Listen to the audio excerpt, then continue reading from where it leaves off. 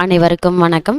சிம்ம ராசிக்காரர்களுக்கு புண்ணியங்களை புரட்டித்தரும் புரட்டாசி படையல் நிகழ்ந்து கொண்டிருக்கும் செப்டம்பர் மாதம் 18ஆம் தேதி தொடங்கி அக்டோபர் மாதம் 17ஆம் தேதி வரை நிகழும் இந்த புரட்டாசி மாதம் மிகவும் முக்கியமானதா அமைஞ்சிருக்குது. இந்த புரட்டாசி மாதம் என்றாலே நம்மளுடைய எல்லோருக்கும் ஞாபகத்திற்கு வருவது புரட்டாசி சனிக்கிழமை. சனிக்கிழமையில் போடப்படும் படையல், தளியல் அல்லது தளிகை. மங்களகரமான மஞ்சள் ஆடைகளை அணிந்து கொண்டு திருப்பதியை நோக்கி செல்கின்ற யாத்திரை மக்கள், விண்ணை முட்டும் அளவிற்கு ஓங்கி ஒலிக்கின்ற கோவிந்த நாம ஹோமம். இப்படி ஒரு மனிதன் நன்றாக வாழ வேண்டும் என்று சொன்னால் அவரிடத்தில் செல்வம் இருக்க வேண்டும். உலகியலில் ஒருவன் பணம் தேவை என்று சொல்கின்ற பொழுது ஒரு வார்த்தையை சொல்வது வழக்கம். நாளைக்கு எனக்கு 1000 ரூபாய் தேவைப்படுகின்றது, என்னிடம் இல்லை, யாரிடமாவது கேட்டு புரட்டி கொள்ள வேண்டும் என்று சொல்வதை கேட்டிருப்பீர்கள். இங்கே புரட்டி கொள்ளுதல் என்றால் உள்ளவர்களிடம் கேட்டு சேகரித்து கொள்ளுதல் என்று அர்த்தம். அதாவது இந்த புரட்டாசி மாதத்தில் ஆசைகளை புரட்டி தரும் மாதம் என்று கூட சொல்வார்கள். எல்லா செல்வங்களும் வைத்திருப்பவன் இறைவன். அவன் திருவருள் மங்கள ஆசிகளாக கிடைத்துவிட்டால் வாழ்வில் எல்லா வளங்களும் சேர்ந்துவிடும். துன்பங்கள் மாறி புதிய வாழ்க்கை பிறந்துவிடும். செல்வத்தை தேவைக்கு புரட்டுவது போல இறைவனுடைய ஆசிகளை புரட்டுவதற்கு, சேகரிப்பதற்கு என்றே ஒரு மாதத்தை நம்முடைய முன்னோர்கள் வைத்திருக்கிறார்கள். ஆசிகளை புரட்டி தரும் மாதம் என்பதால் இந்த மாதத்திற்கு புரட்டாசி மாதம் என்று பெயரும் வைத்திருக்கிறார்கள். அப்படி புரட்டாசி மாதத்தில் மிகவும் முக்கியமானது புரட்டாசி சனிக்கிழமை படையல். புரட்டாசி மாதம் என்று சொன்னாலே நமக்கு 3 விஷயங்கள் நினைவுக்கு வரும். புரட்டாசி சனிக்கிழமை, அதாவது சனிக்கிழமைகளில் போடப்படும் படையல், தளியல் அல்லது தளிகை. மங்களகரமான மஞ்சள் ஆடைகளை அணிந்து கொண்டு திருப்பதியை நோக்கி செல்கின்ற யாத்திரை மக்கள், விண்ணை முட்டும் அளவிற்கு ஓங்கி ஒலிக்கின்ற கோவிந்தா நாமஹோமம். இந்து சமயத்தை சேர்ந்த பலருக்கும் குலதெய்வமாகவோ இஷ்ட தெய்வமாகவோ வாரம் தரும் தெய்வமாக விளங்குகின்ற பெருமாள் திருப்பதி பெருமாள். திருப்பதி பெருமாளுக்கு என்றே ஒதுக்கப்பட்ட மாதம் புரட்டாசி மாதம்.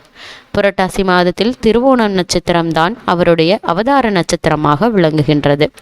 இந்த புரட்டாசி மாதத்தை விரத மாதம் என்று சொல்வதும் வழக்கம் உண்டு. அசைவம் சாப்பிடுபவர்கள் கூட பெரும்பாலும் இந்த புரட்டாசி மாதத்தை விலக்கி விடுவார்கள்.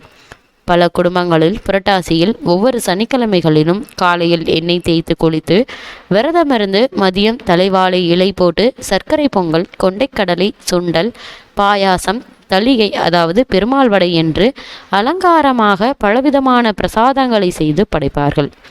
அன்றைய நாளில் பெரும்பாலும் சித்ரானங்கள் என்று சொல்லப்படும் புளியோதரை, எலுமிச்சம்பழ சாதம், எள் கலந்த சாதம், தயிர் சாதம், தேங்காய் சாதம் என்று பல வகையான சாதங்களை படைத்து தேங்காயை உடைத்து மாவிளக்கு போட்டு தூப தீபங்கள் காட்டி வழிபடுவார்கள். சாம்பிராணி புகையை போட்டு மணி அடித்து வீட்டில் உள்ள அவ்வளவு பேரும் ஏககோஷமாக கோவிந்தா கோஷத்தை போடுவார்கள். அது மட்டுமில்லாமல் இந்த புரட்டாசி மாதம் என்றாலே திருமலையில் பிரம்மோற்சவம் தான். புரட்டாசி மாத திருவிழாக்களில் மிகவும் முக்கியம் வாய்ந்தது பிரம்மோற்சவமாகும். இதை பற்றி புராணங்கள் வெளியிடும் பாங்கை அறிய வேண்டியுள்ளது. பவித்யோத்ர புராணத்தில் திருமலையப்பனுக்கு முதல் முறையாக பிரம்மன் பிரம்மோற்சவம் செய்தப்பட்டது என்றும் இதை பிரம்மோற்சவத்தில் ஒவ்வொரு நாளும் வாகன சேவை இருந்தது என அறியப்படுகிறது.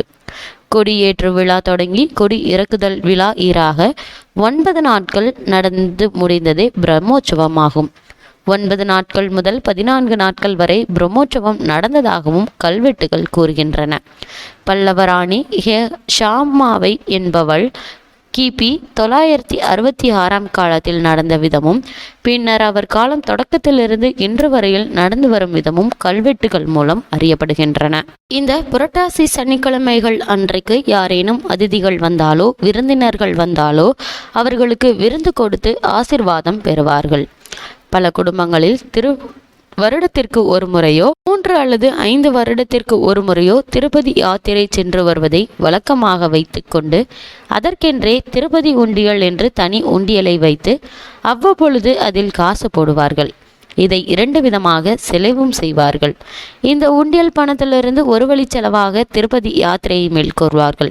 அல்லது திருப்பதி யாத்திரை மேற்கொண்டு ஆனந்த நிலையத்தை வலம் வந்து உண்டியலில் இந்த பணத்தை அவனுக்கு உண்டியலோடு காணிக்கையாக செலுத்திவிட்டு புதிய உண்டியல் வாங்கி வந்து மஞ்சள் துடி முடிந்து சனிக்கிழமையில் மறுபடியும் தளிகை போட்டு காணிக்கை சேர்க்க ஆரம்பிப்பார்கள்.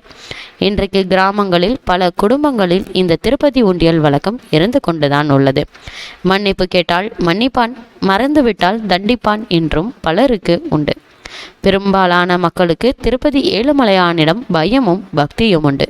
தவறு செய்துவிட்டால் கண்டிப்பாக தண்டிப்பான் என்கின்ற உணர்வு பெரும்பாலான மக்களுக்கு உண்டு. அதனால தான் மனரீதியாக தவறு செய்ய மாட்டார்கள். அப்படி தவறு செய்துவிட்டால் அவனிடத்திலே சென்று மன்னிப்பு கேட்டு நேர்த்திக்கடன் செய்து உடனடியாக பிராயச்சம் செய்து கொள்வார்கள். இதுவும் இன்றும் கிராமங்களில், குறிப்பாக தென் தமிழகத்தில் இன்று வரையும் காணலாம். இதைத்தான் கவியரசு கண்ணதாசன் அழகாக பாடலில் சொல்லியிருப்பார். ஊருக்கு மறைக்கும் உண்மைகள் எல்லாம் வேங்கடம் அறியுமடா, நீ உண்மையை சொல்லி நன்மையை கேட்டால் உன் கடன் தீருமடா என்று சொல்லியிருக்கிறாரு. கடன் என்றால் பாவங்கள் என்ற அர்த்தம். கலிகாலத்தில் நம்முடைய கடன்களை தீர்த்து வைப்பதனே தன் கடனாக, அதாவது கடமையாக கொண்ட அவன் ஏழுமலையில் இருக்கின்றான். உலகத்தில் உள்ள லட்சக்கணக்கான மக்கள் அவனை நம்புகின்றார்கள், நம்பி கை தொழுகின்றார்கள். அந்த நம்பிக்கை, அதாவது இறைவன் நமக்கு கை தருகின்ற மாதம்தான் இந்த புரட்டாசி மாதமாக அமைஞ்சிருக்குது. இந்த புரட்டாசி மாதத்தில் யாசகம் என்பது முக்கியமானதாக இருக்குது. புரட்டாசி தளிகையில் எவ்வளவு கோடீஸ்வரனாக இருந்தாலும் தன் வீட்டு அரிசியை வைத்து சனிக்கிழமை பிரசாதத்தை செய்ய மாட்டார்கள். சனிக்கிழமை காலையில் ஒரு பாத்திரத்திற்கு திருநாமம் இட்டு துளசி மாலை சாத்தி பல வீடுகளில் நாராயணா கோவிந்தா என்ற கோவிந்த நாமத்தை சொல்லி பிச்சை பெற்று அதை கொண்டு பிரசாதம் படைப்பார்கள். இந்த புரட்டாசியில் இது மிகவும் முக்கியமானதாக அமைஞ்சிருக்குது.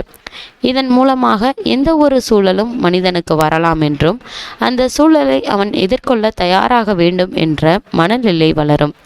கோடீஸ்வரனாக இருந்தாலும் கூட அதுவும் அவன் கேட்ட பிச்சைதான் என்று எண்ணுவதன் மூலம் அவனுடைய அகங்காரம் ஒழியும்.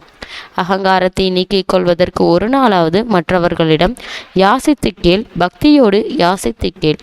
இதன் மூலமாக 2 நன்மைகள் ஏற்படும். ஒன்று, அகங்காரம் குறையும். நம்மிடம் இருக்கக்கூடிய செல்வமெல்லாம் எந்த நேரத்திலும் மாறும் என்கின்ற உணர்வு பிறக்கும். நான் எனது என்கின்ற உணர்வுகள் தொலைந்துவிட்டால் இறைவனுடைய பேரருள் எளிதாக கிடைத்துவிடும். இதுதானே திருவள்ளுவரும் யான் எனது என்னும் செருக்கு அறுப்பான் வானோர்க்கு உயர்ந்த உலகம் புகும் என்றார். அந்த உயர்ந்த உலகம் என்பதுதான் திருமலை. அதனால்தான் அவன் இருக்கக்கூடிய திருமலையை வைகுண்ட வாசல் என்று சொல்கின்றார்கள். அதை நோக்கித்தான் நம்மை போன்ற மனிதர்களும் வானில் உள்ள தேவர்களும் புரட்டாசி மாதத்தில் வந்து வழிபடுகின்றார்கள். புரட்டாசி மாதத்தில் கோவிந்தா நாமம் சொல்லி அடுத்த 11 மாதங்களுக்கு தேவையான நல்லாசிகளை புரட்டி கொள்வோம்.